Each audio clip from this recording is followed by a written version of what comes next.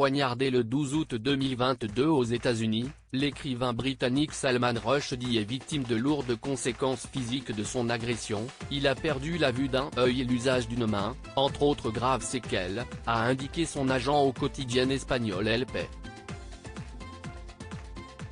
Il a perdu la vue d'un œil. Il a eu 3 blessures graves au cou.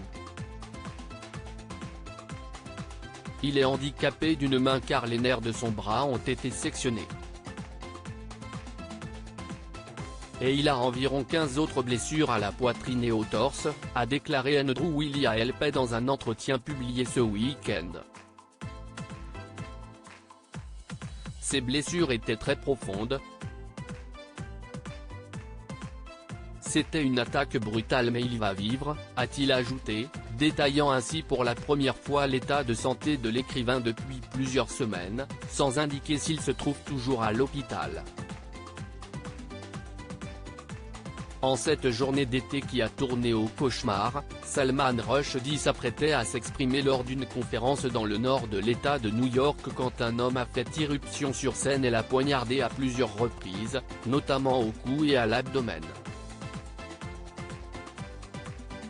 Évacué en hélicoptère vers un hôpital, l'auteur des versets sataniques avait dû être brièvement placé sous respirateur avant que son état s'améliore.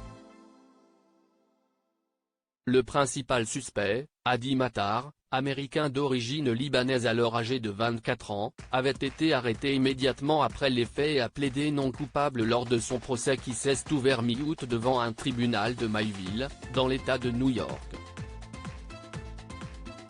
L'attaque avait choqué en Occident mais avait été saluée par des extrémistes de pays musulmans comme l'Iran ou le Pakistan.